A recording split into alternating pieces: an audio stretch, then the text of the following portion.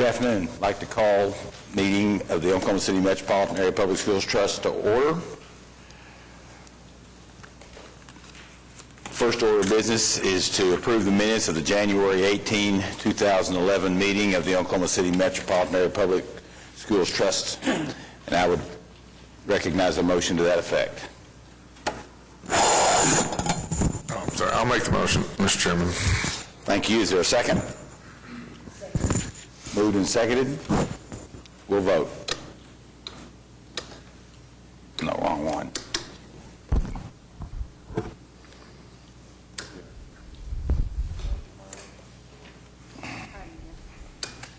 Okay. It passes. We have three schematic design reports. First, we're being asked to approve the schematic design report for Spencer Elementary School, Project ES 65. Thank you, Mr. Chairman. We do have Dick Cavan with Cavan Design Group here to make the presentation and answer questions that you may have.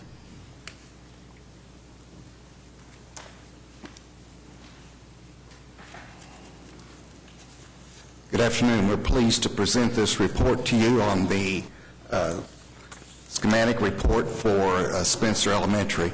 This project involves the remodel and repair of an expansion of existing buildings to accommodate 373 students. This project will provide additional parking. It will also include an addition of just over 3,000 square feet to the north side of the far east building. That addition will include a media center, a computer lab, and a new entry lobby. This project will include removing two older small buildings that are not usable, and then an addition that will connect the far west WPA building with the remaining building to the east, and that addition will contain over 12,000 square feet and will be mostly classrooms and music and art spaces. This project includes renovation of the far east building, primarily for classrooms and for toilets, and also providing accessibility and special needs. The media center is located closer to the street. The building sits back considerably. This will provide a very distinctive entrance from 50th Street. This addition will include the reading room, the computer lab, and our entry lobby. The connecting addition will provide new classrooms and special needs spaces, and the entire facility will be under one roof. Building B will include a complete remodel of the 1940s WPA gymnasium building. This includes all systems, all finishes, roof, a complete renovation. And it will house classrooms, restroom, and some support spaces. The Far East building also will involve renovation, but not to that great an extent, primarily in the administration area and special needs spaces and accessible restrooms. Some of the items that need to be taken care of are the fascia and soffit repairs, our masonry, replacement of windows, floor covering, handicap toilet fixtures and entry ramps, electrical and data upgrade, landscaping, fencing, playground equipment, parking, additional fire lane and hydrant, replacing all of the interior doors and hardware, providing new marker boards, clock and bell system, new kitchen equipment including a new hood, a new canopy for the special needs classroom, new lighting and emergency lights, automatic fire sprinkler system, and new layouts in the two existing buildings. This is our proposed site plan. You can see the buildings B and D in the gray. Those are the existing buildings that remain. The two dotted buildings, A and C, are very small and they're in between the other two buildings. The orange area is new additions.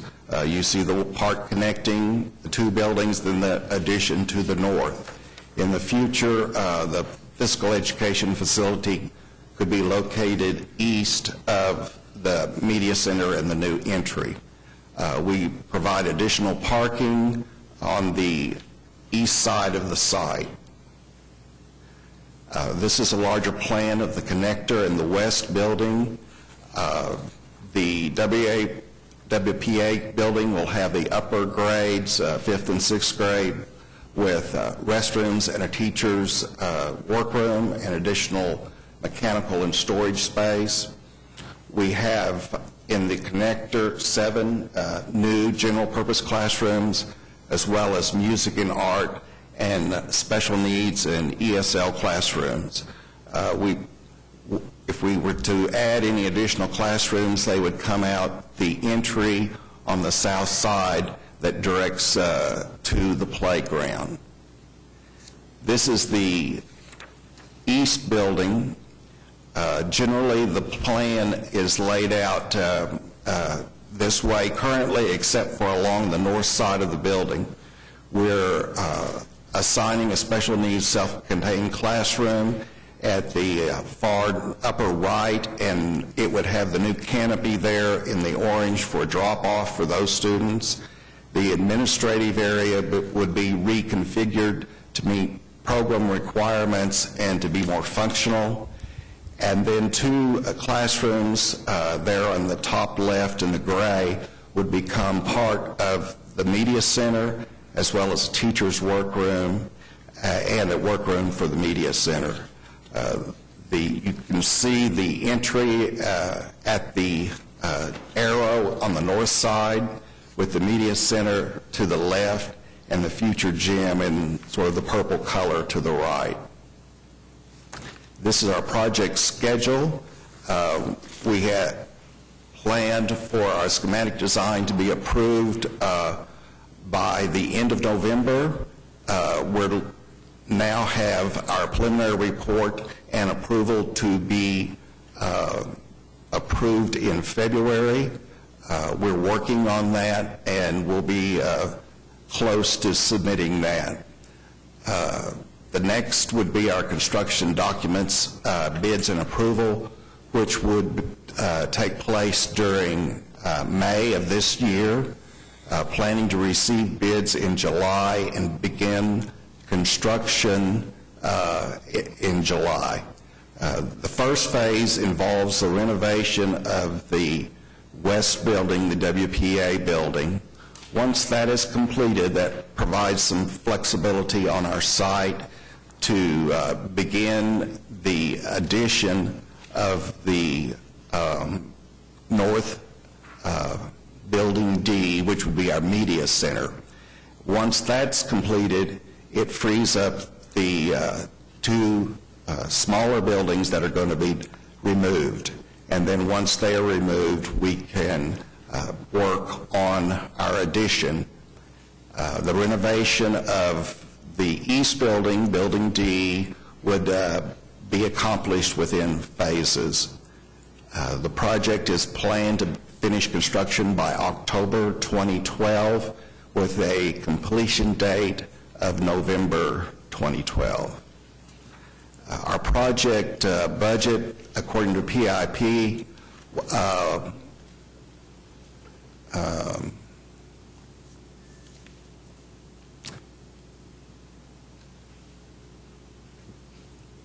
was to be $4,512,305. We're estimating in this report $4,472,600 with a 10% contingency. That shows that we're under budget by almost $40,000. Do you have any questions? Question? Did you have an opportunity to speak to any of the community? We made a presentation to the staff, and we also made a presentation to the community. Any particular needs or special requests? There was a request from some people in the community about the original buildings there possibly being salvaged and moved somewhere, and there's some community interest in doing that from the staff and parents. that wasn't an interest for them. They were more interested in the final result of the project. And then one last question, as far as the outside, the facade, I guess can you explain a little bit more about the repoint brick and stone? Because that building is pretty worn, so how are we going to make the outside of that building look a little better? We'll work on repairing the mortar joints. We plan to replace all the windows and doors or fill in as necessary. We'll remove, there's a little frame structure there on the east side that will be removed. We'll have a new roof. It'll all be repainted.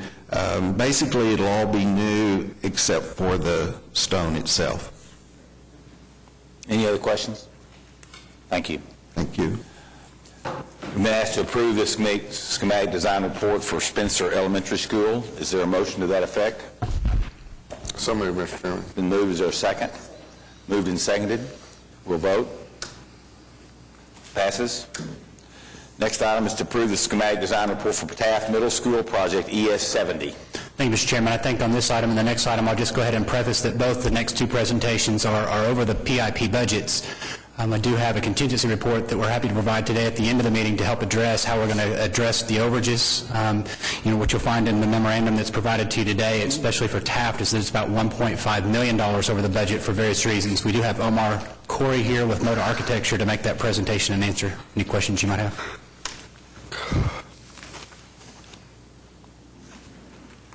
Thank you, Eric. Good afternoon. Good afternoon. I'm going to start out a little bit by giving you a little history behind Taft. The original building was built in 1931. In 1940, there was another addition to it that included the gymnasium, the swimming pool, the enclosed swimming pool, and some classrooms that were on the east wing as well as in the main communal space. In the mid-1980s, there was another renovation to the building that included taking out all of the wood windows and replacing them with an aluminum window system that was more conducive to thermal insulation. However, in 1976, an 11-year-old boy immigrated to this country and was first introduced to American culture at Taft. Also, in 2007, the building was put on the National Register of Historic Buildings. I'll wait a little bit.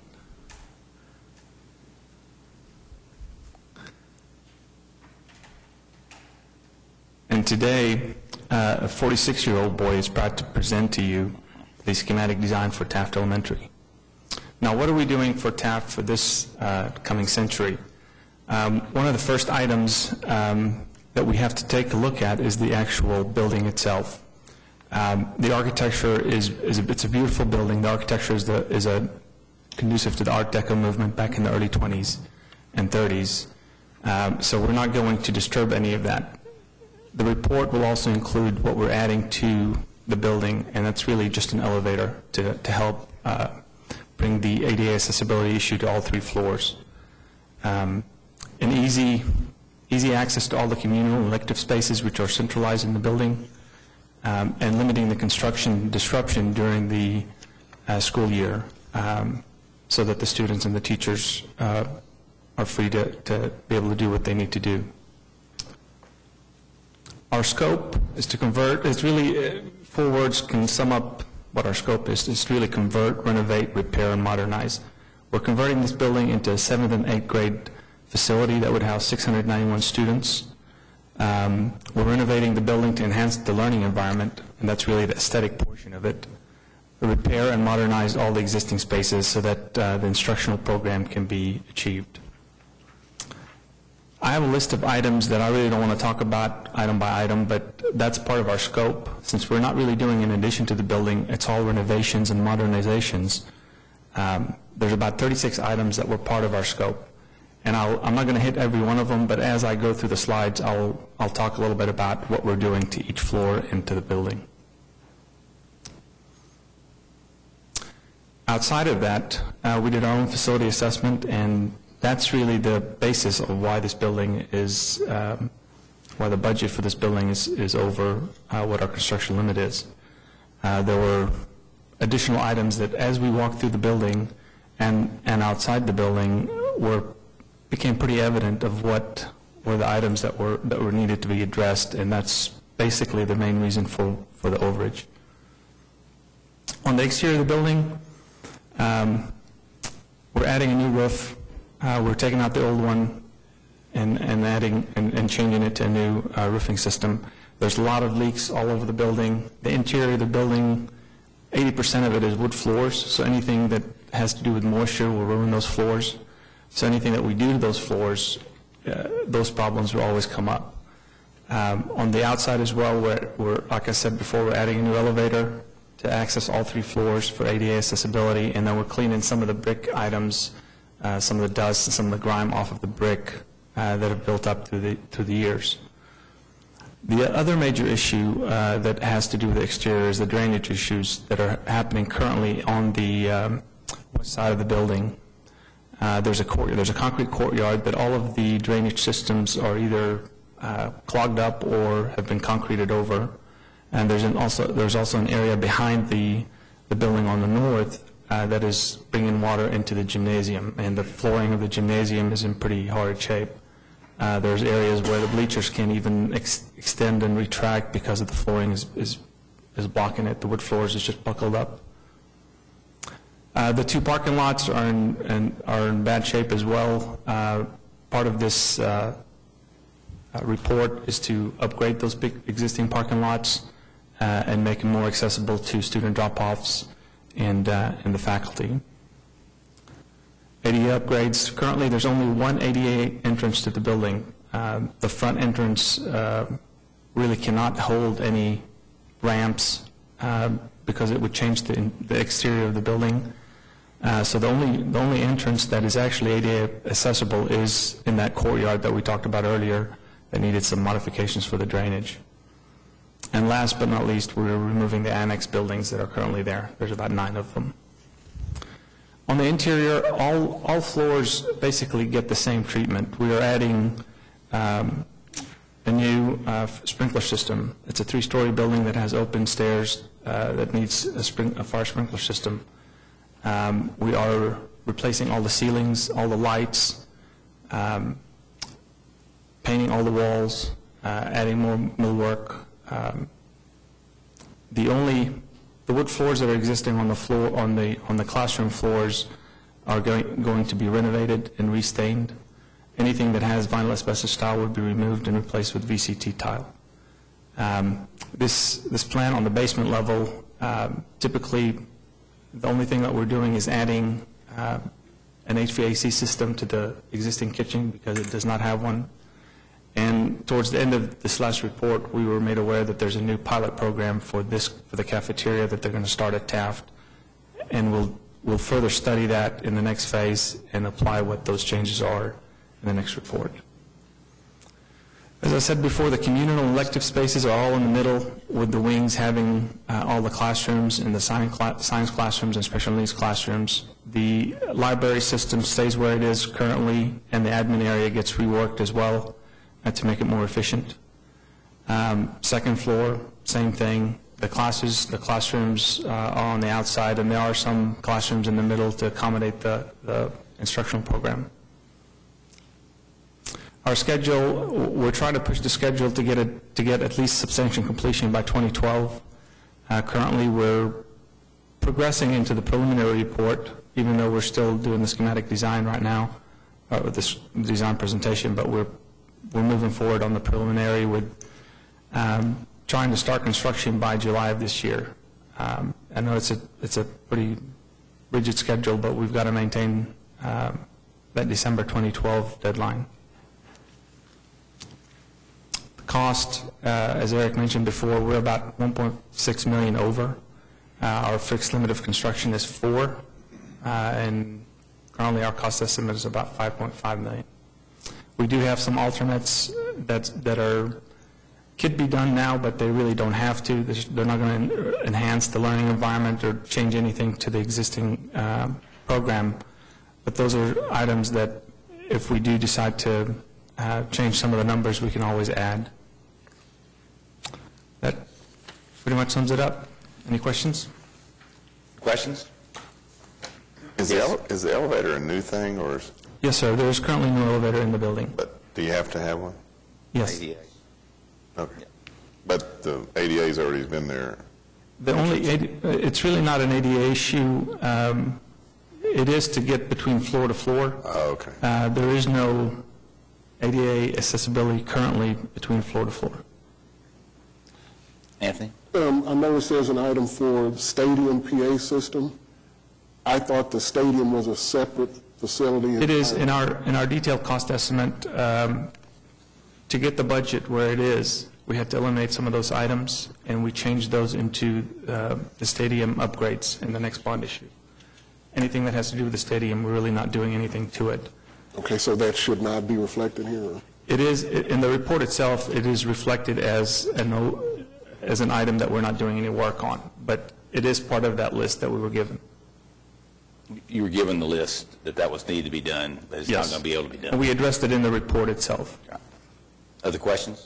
I have a question of the 1.57 million. There's a list that you were given of the major items: roof replacement, mechanical unit. Can you give us a 1, 2, 3 of which of those are the substantial items in that 1.5 that went over? The roofing system is very substantial. The electrical upgrades is very substantial because currently it is not operating at the right service. And so to provide a new service, we have to replace all the lights and most of the electrical items. The mechanical systems, we counted about 6 or 8 of them that were not working, and our mechanical engineers did their own site assessment, and those units are so old that you can't get any replacement parts for it. And that's really one of the items that is ruining the floors, is because we have condensation drains that are not working properly, and they're seeping into the floors, and in the summer times they buckle up. So that's a pretty substantial number as well. Is the drainage problem an extensive project? That is another item that's very extensive as well, because it's all concrete. We have to take out some of the concrete and figure out where exactly some of those items are and then replace it. Have you got a place to go with it, or do you have to put it in pipe? What are you going to have to do? We have to either install a new piping system or unclog the existing ones. Other questions? Thank you. I'd recognize a motion to approve this schematic design report. So moved, Mr. Chairman. It's been seconded. Moved and seconded. We'll vote. Thank you. Approved. Next item is to approve the schematic design report for Emerson Alternative School, Project ES 79. Thank you, Mr. Chairman. This is our final design presentation today, and as I mentioned also, it is also over the budget for various reasons that Thomas Small with Small Group Architects is here to make that presentation and answer again your questions that you may have.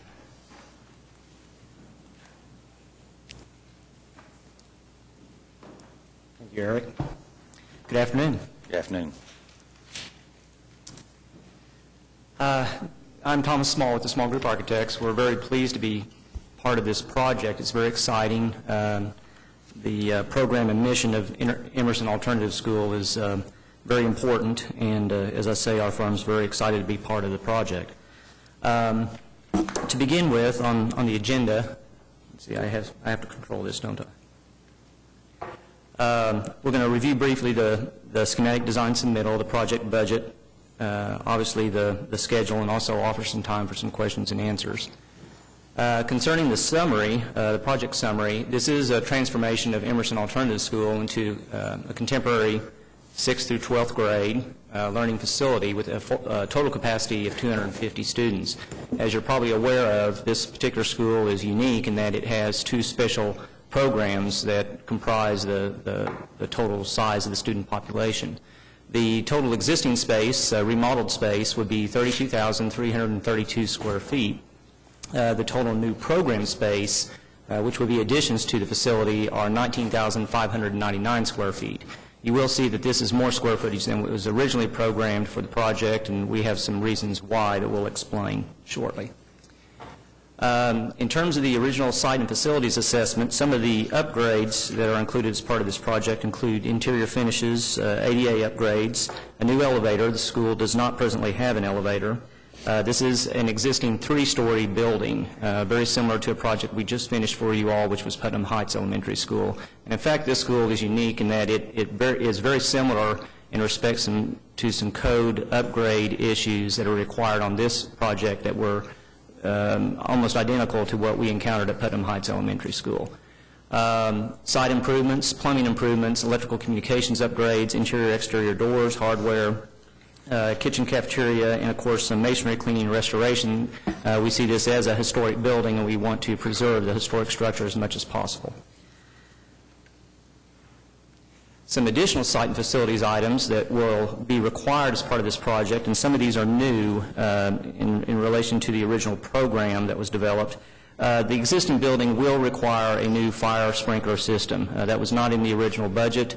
This is also a similar issue that we dealt with at Putnam Heights Elementary School. We have already had meetings with Fred Calhoun, Oklahoma City Fire Marshal's office, and have come to agreement on the way to approach the existing facility in terms of code compliance. And it is very important that we install and include a fire sprinkler system in the existing school in order to achieve the highest level of code compliance that we're able to in the existing building. There are some other various code upgrade issues that have to be addressed, and again, we'll talk about those here in a moment. There was no original budget to demolish the existing portable buildings, which there are numerous on the site. One of the reasons for our addition on this project is to basically remove all the portable buildings from the site and provide the school with permanent structures to house all their classrooms and functional needs. And in order to do that, the contractor is required, obviously, to remove these facilities and dispose of them properly. And so we wanted to address that, certainly in the cost estimate.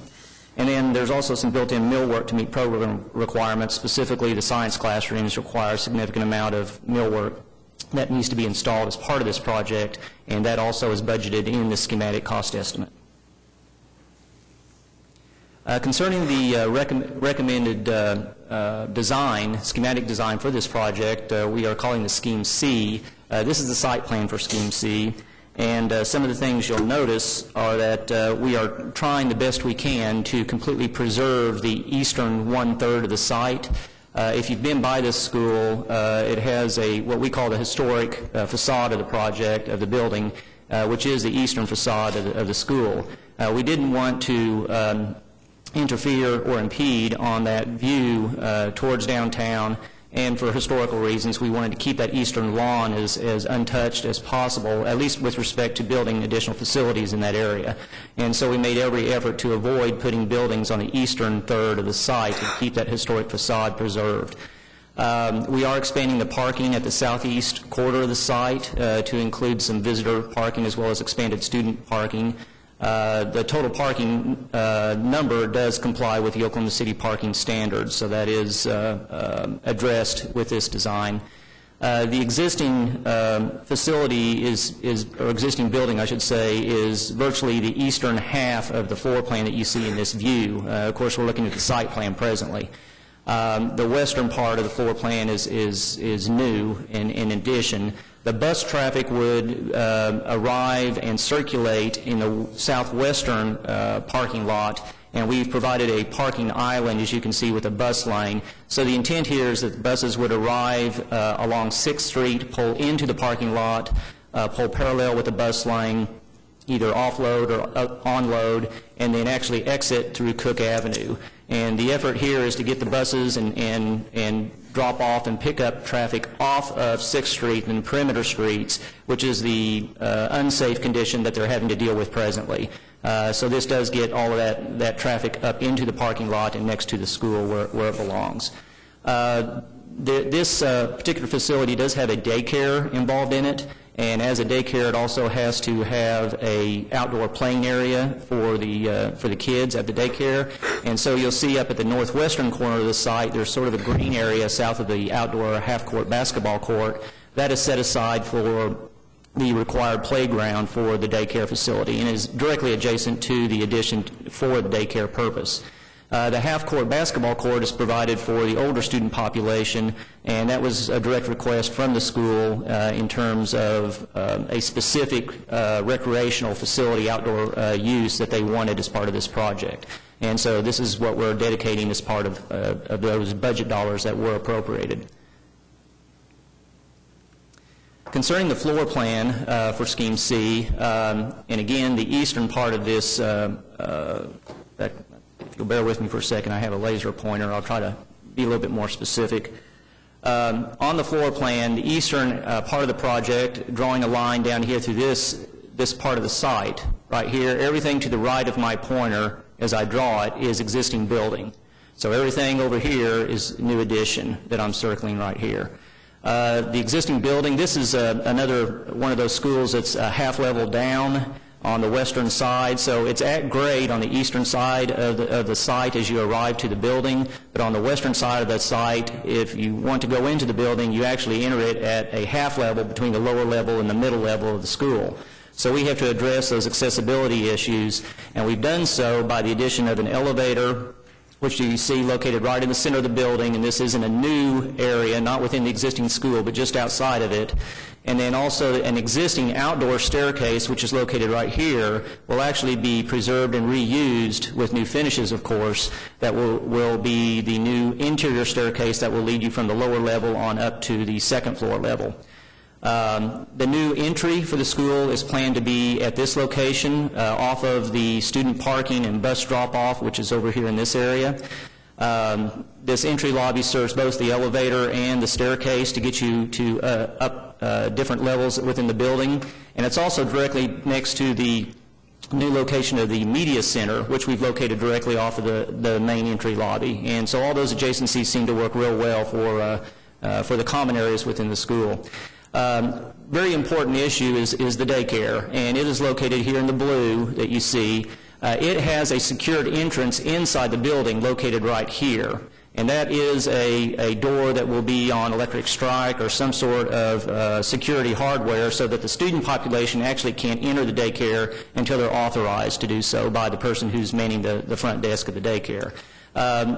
Moms will actually arrive at the facility here, and all students have to enter at this entry, goes through a security checkpoint, and then in terms of the daycare, they'll actually go around the corner and then be able to drop their kids off here at the daycare before they go to class. So we made it as close as possible to the front entry of the building and still preserve the security that's required for the function. The daycare has been changed from the original program. The size of it has been increased, and this is one of the areas of the increased budget. This was a direct, I'll call it a negotiation with the school and the community. We've gone through both community. We actually had two community meetings. We had an initial meeting where we took input from the community. We actually revised Scheme C, the revision you see here today, and this was subsequently presented to the community in a second community meeting. And they've been made part of this whole process, so we've been very careful to implement their comments and address their questions during this process. Down here, also next to the main entry lobby, is the guidance area, guidance office, resource, social work area. Cafeteria is preserved in its existing location, but new kitchen equipment will be provided, and we provide a new storage area for the cafeteria over here on this side. Most of the classrooms on the lower level are the science core classrooms. You notice the science area in the main suite right here along with the science office. Career technology is here, and then the other two science classrooms are up here towards the top. This area up here at the top, the main gym and PE dance area, this is actually an existing auditorium they have presently, and this will be renovated to be more or less a multi-purpose room. So it'll function for different uses, including preservation of the existing stage as an auditorium, but they'll also be able to use it for other functions. And the school's even talking about opening that up a little bit more once it's renovated to community uses. And so that's going to be a real nice function for the general community in this area.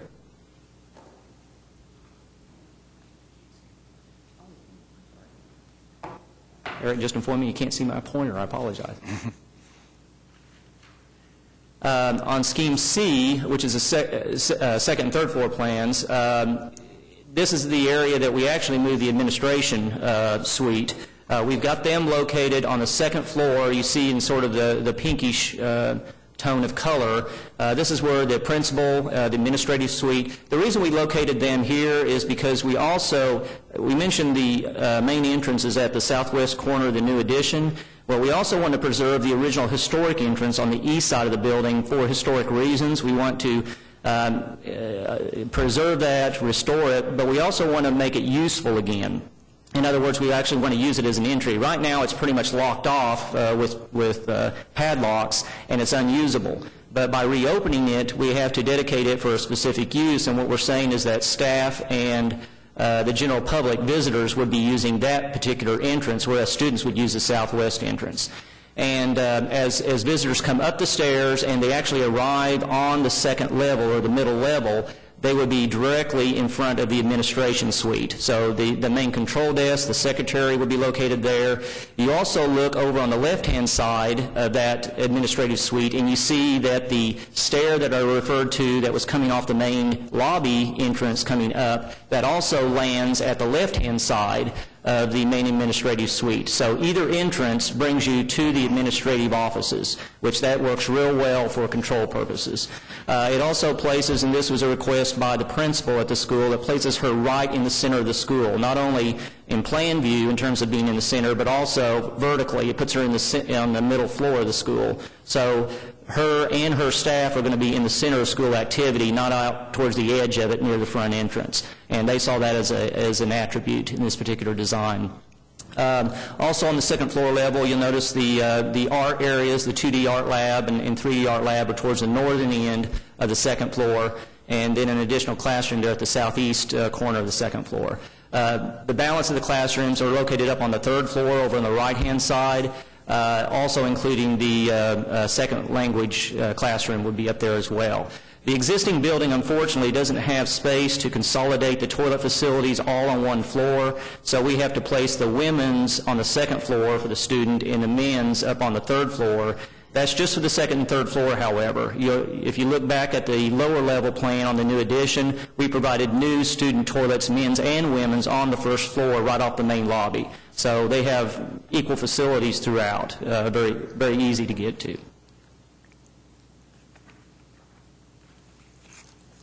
In terms of the project budget, the new building addition, 19,599 square feet, we project a total cost of $2,939,850. The remodel of the existing building, a little bit over 30,000 square feet, would be just short of $1.5 million. Therefore, we see presently, as part of the schematic design, the total project budget presently is $4.38 million. The original budget being just short of $3.5 million. Therefore, we have a difference of just short of $1 million. And some of the main reasons, again, we've addressed these already, but some of the main reasons have to do with the fire sprinkler system that has to be added to the existing building.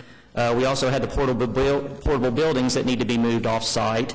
And then probably the biggest effects are the increased size to the daycare, certainly, and then there's some additional square footage due to the lack in the programming document for an elevator stair and entry lobby that makes all those functions work off the main entrance. And all of those have been included in the schematic design and appropriate budget set, and that's where the overage is accounted for. The alternate items that we've presently identified so far have been a covered canopy or a covered student waiting area next to the bus line. So where we saw the bus drop-off being, it's suggested that either a covered canopy or a student covered protected area within that separate of the building would be provided so that students would have coverage from the weather while they're waiting for buses.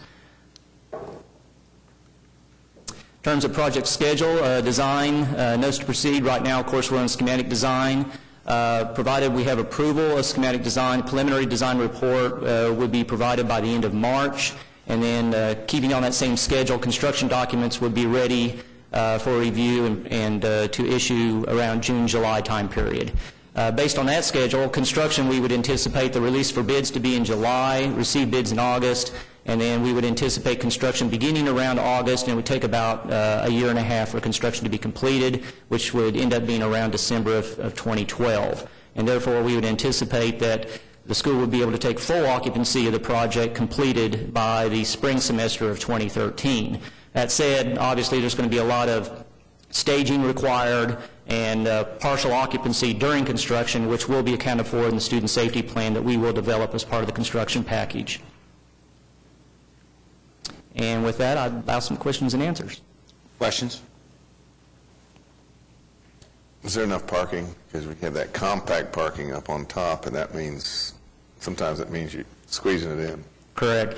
We coordinated that with the Oklahoma City ordinance for parking, and we are allowed a certain number of compact parking spots to meet that number, and we do meet that. So yes, we are in full compliance with the ordinance. Other questions?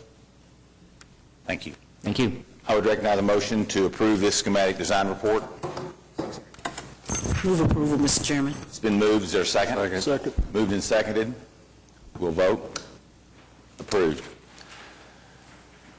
Next, we'll move into final plans and specifications. First is to approve the final plans and specifications for Early Start Fire Alarm Group 3 at 7 schools and authorize the Secretary to advertise for bids to be received March 1, 2011, Project EF74.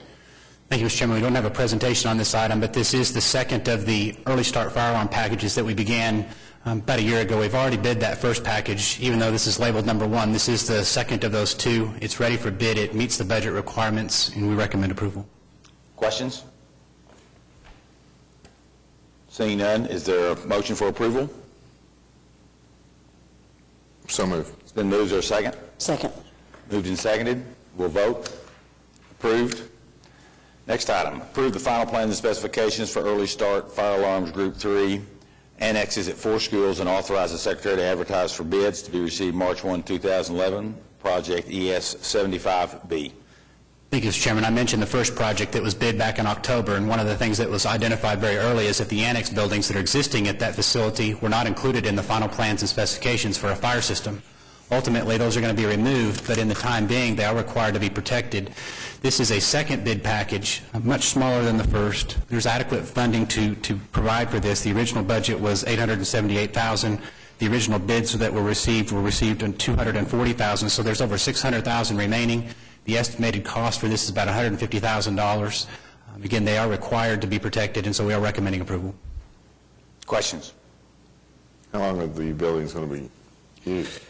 It just depends on the schools, but as you see, 2 of them are middle schools, and they're going to follow at the tail end of the program, so it could be a year and a half to 2 years before they're addressed.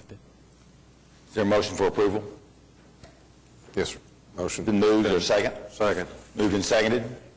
We'll vote. Approved. We now have a number of change orders. I'd like to work through them all, and if we need to vote for them separately, we can, or we can vote for them at all at the same time, we can do that. Be happy to do that, Mr. Chairman. There are 12 change orders for your consideration today. They're all included in this Section 5. I would bring your attention to 4 of those that are significant.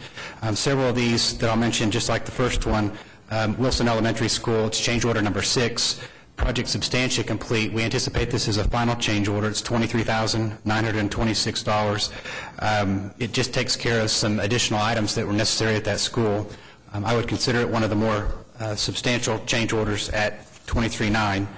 As we go backwards into the packet to item number G, one of the other significant ones would be Green Pastures Elementary School. It's a 95% complete project. This change order is $51,383. It's about 1.5% of change. It's about 5.5% total. You'll see that there's several credits that are applied as a part of this change order, but some of the significant add items, you'll see that there's a fire suppression system, item number 13. You'll see that there's some additional exterior insulation that's required on item number 16. And then you'll find that there's a playground service revision for about $21,000 on that particular change order. If we look at item number H, it's change order number 4 for Pierce Elementary. This is a substantially completed project. This change order is $22,096. It's less than 1% for the particular change order. It's a little over 5% total. But again, it includes several last and final items on that project being complete. Item number 1 is some additional glass infill panels. It's about $5,000. On page 2, there's a dumpster enclosure for about $3,600. If we move to item I, it's change order number 4 for Edwards Elementary School. Project's about 95% complete. This total change order is $73,132. About 3% worth of changes, 6% total. Again, 95% complete. You'll see item number 2, some door jamb repairs for $11,900, some ceiling modifications for $8,700. And then on page 2, you'll see that there's some lead paint abatement for $15,002 and some dumpster closure improvements for $12,003. And the last, and probably the most significant change order in this section is change order number 2 for Hillcrest Elementary School, $121,192. This is item J. It's a 90% complete.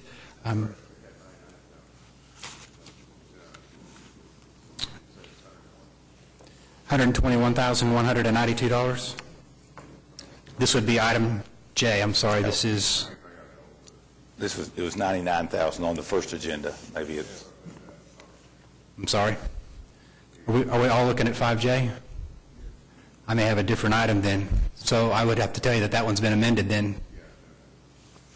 I need to look at the differences in those, and I will definitely bring those back to your attention. The item that I have for change order number 2, ES 43 Hillcrest, is 121,192. No, I need to, we probably need to not consider that item because you don't have that today in your packet correctly. Well, everybody else might, but I don't. Go ahead. So let me ask that the trust consider striking item J so that I can provide you the accurate information.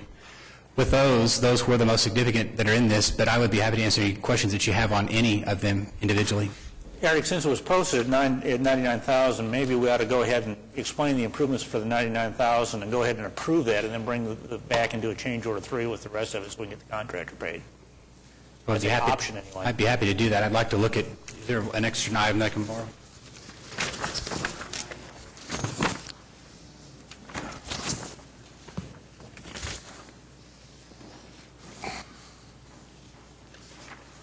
So the error is actually just in the agenda itself. The actual inclusion, the actual item that you have in your packet is the correct item. Okay.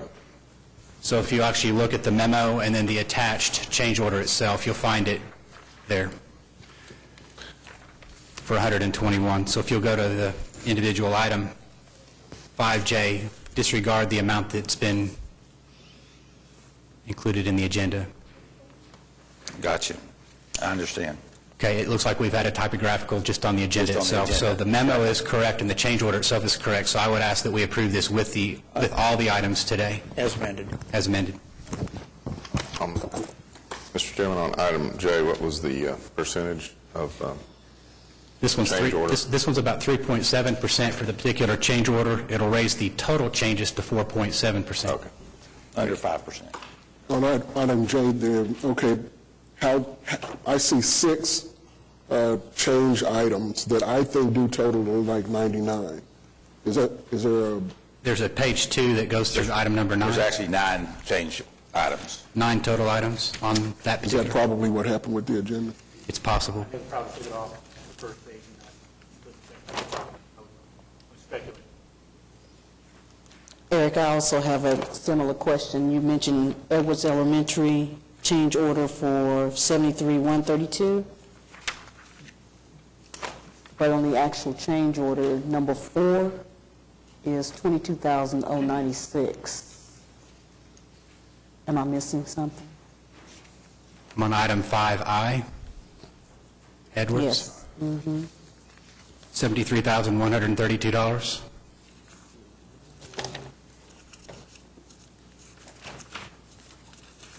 It says 22,000.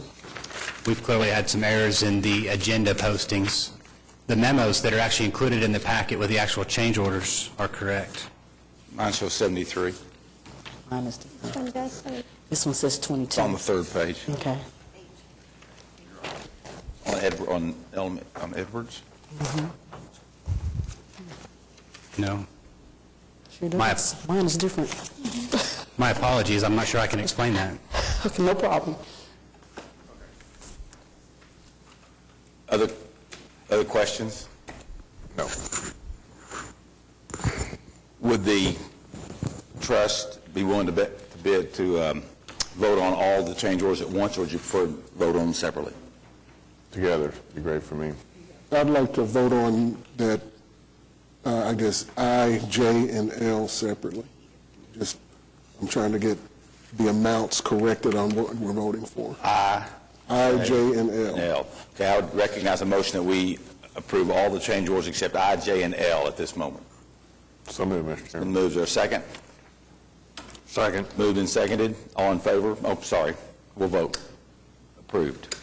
Now, we'll vote on I, which is change order number 4 for Edwards Elementary School.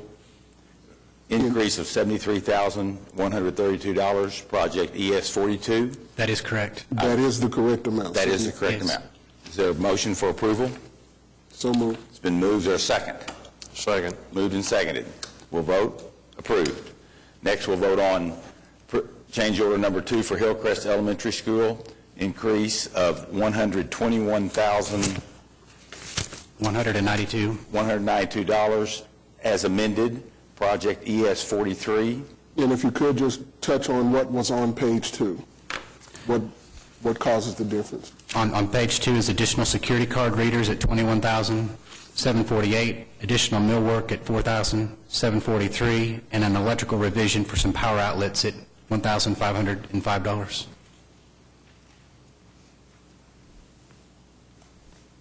Is there a motion for approval? It's been moved. Is there a second? Second. Moved and seconded. We'll vote. Approved. Final change order is to recommend to the Board of Education of Independent School District number 89, change order number 5 for Capitol Hill High School, increase of $83,847, project EB13. Are there questions? Is there a motion for approval? Move approval. It's been moved. Is there a second? Second. Moved and seconded. We'll vote. Approved. Okay, that concludes the approval of all the change orders. Next item is to receive the Consultant Review Committee report and authorize negotiation of architectural services contract with GSB, Inc. for Oklahoma City Public Schools District Administration Building Project ES36. Thank you, Mr. Chairman. This is the final Maps for Kids project. The interviews were held on January 5th. The report is attached, and GSB was the firm that ranked the highest, and we're recommending authorization to proceed. Are there any questions?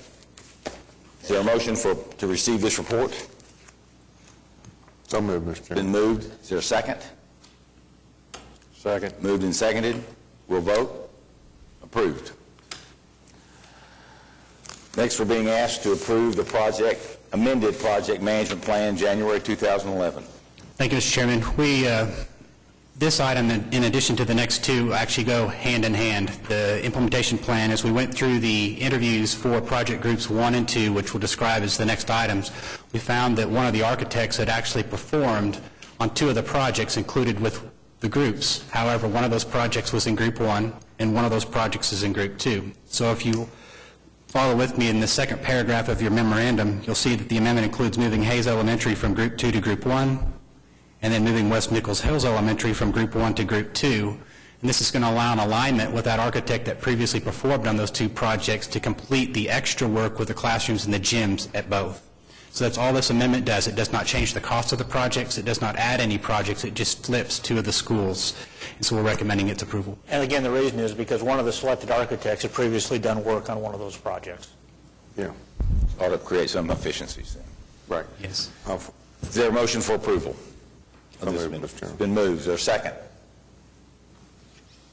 Moved and seconded. We'll vote. Approved. Next item is concurrence items. First concurrence item, concurrence with the Board of Education of Independent School District number 89 in receiving the Consultant Review Committee report and authorizing negotiation of architectural services contract with JHBR Architects for Group 1, classrooms and gymnasiums at Coolidge, Hayes, and Van Buren Elementary Schools, project SB1. And this is a follow-up to the... And let me explain this. This is going to be a new format for your future agendas. These are the bond issue projects, and if you recall from the bond projects management plan, these have already been to the school board, and they've requested that we align that way, but that the trust be project manager of the projects. So we've actually reversed the approval somewhat But we wanted to make sure that we were bringing these items forward for your information so that you could ask questions and we could respond accordingly. So these items have already been to the board. This item and the next item then fall in line with the assignment of architects JHBR to Project Group 1, and you'll find on the following item Hornbeak Black and Associates to Project Group 2. The change that you just approved with the project management plan is going to allow Hornbeak Black to work on both Nichols Hills and West Nichols Hills, which they are the current architect for. Any questions? Is there a motion for approval? So moved. It's been moved. Is there a Second. second? Moved and seconded. We'll vote. Approved. Next concurrence item. Concurrence with the Board of Education of Independent School District Number 89 in receiving the Consultant Review Committee report authorizing negotiation of architectural services contract with Hornbeak Black Architects PC for Group 2 classrooms and gymnasiums at Monroe, Nichols Hills, West Nichols Hills, and Wheeler Elementary Schools, Project SP2. Same thing. Any questions? Is there a motion for approval? So moved. It's been moved. Is there a second? Second. Moved and seconded. We'll vote. Approved. Mr. Couch. Very quickly, Mr. Winger is going to give us an update on our contingencies within our reserve contingencies within the MAPS program. Thank you. We talked for some past couple of months about the use of contingency funds. Two of the items that you consider today are actually using a portion of those contingency funds, and I know that there's been questions about the health of the contingency, what its current status is, and so I wanted to bring this presentation to you to do both, to give you a little bit of historical perspective and then to also talk about where we currently stand. From the funding perspective, and I just bring this up, is we've collected all the money in the tax. The collections ended on December 31st of 2008, and the projections were within $2 million of the actuals. You can see that it was projected at 512. The collections were at 514. This does not include interest. This is just the actual collections. And then the bond issue, the final sale was completed in June of 2007 for a total of $180 million. One of the early decisions that we made with the Maps for Kids project on contingency funds was to follow previous MAPS program procedures, in that the interest proceeds on the sales taxes would be used as the contingency for the projects. This is what we've referred to as program contingency. The use of the program contingency we followed in Maps for Kids to only be authorized through the budget amendments that we follow in the program implementation plan. And so unless you approve a report, we don't actually use those proceeds. That's not a staff-level decision that we are able to make. We have built the contingencies in 2 layers on Maps for Kids, and some of this is just historical. We have the project contingencies that you typically see in the plan, and that's what pays for change orders. So the change orders that you've adopted today and approved today, those are being paid for directly out of budgeted funds already included in the PIP. Traditionally, we've done 4% for new construction, 6% for renovations. The program contingency, though, again, is those interest proceeds on sales tax collections, and that's where we've actually tapped into for significant changes, asbestos abatement, fire suppression systems, and things like today at Emerson, where we've increased the size of the daycare facility.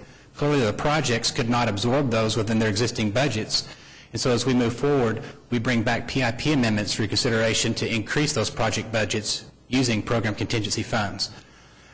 You've seen these, the interest proceeds on the revenue and obligation reports, and on your November report, you'll see that we were nearly $54 million in interest proceeds to date. When we talk about the project status, about 3 years ago, you'll see that about 47% of the projects weren't yet completed, and we quickly put the projects on a rapid design and construction pace, so that in 2008, the pre-design projects you can see dropped to 28%, then in December of 2009, 4%, and then June 2010, and this was included in your semi-annual report that you approved last month, we're down to 1%, and that was really the downtown elementary and the administration building, which we've just started the design on. So all the projects have been initiated at this point. Status, 27 complete. There's 23 that are in construction. 9 of those 23 are going to be complete by spring, summer of this year. In design, we have 20 projects, and 10 of those are going to enter into construction before summer, with our goal right now to have all the projects in construction by the end of the year. So we talk a little bit about the pace of the program, and so as we talk about construction costs, we've weathered a lot of storms in the past. This was a slide or two that I brought back from one of our workshops that we held in 2008. And one of the things that contingency, the $54 million, has been used on is to help us go through construction. We had several inflation alerts. This would be the 2008 construction cost increases that I think each of you will recall. We had increases in labor and materials, inflation. We had highly unpredictable costs, and every time we went to bid, it seems like we brought back a project that we recommended your approval that was $300,000, $400,000, $500,000 over the budget, and we were using those program contingencies to make way on the program. These were some of the graphs that were shown to us and some of the things that were included in those reports. But the one thing that I would be happy to report is that they haven't continued to increase at these levels. So about 18 months ago, we saw a significant leveling of costs, and for about the past 18 months, we've been able to actually budget about $50 a square foot for renovations and about $150 a square foot for new construction. And we've held steady at that rate for some time now. We're still seeing some projects come in higher than anticipated, but in a lot of cases, it's not the construction that's higher, it's the phasing that's causing it to go higher. The more renovation that we do, the harder it is for us to actually vacate portions of the facilities to make way for construction, so we're having to chop the projects into smaller pieces. But with that said, we actually enacted some significant cost control measures, and that was helping us eliminate scope creep, making sure that we were sticking to the plan, making sure that we stick to the standards, and that's helped us make sure that we've maintained an adequate contingency level. We also looked at a lot of alternative design approaches and reprogramming spaces. What I mean by that is that we've used every available square inch of existing before we've actually built new. If we've had some boiler rooms and things that we could abate cheaper than we could build new, we've done that and made sure that we've turned those into classrooms, auditoriums, and other things. We've done that as well. So what's the status?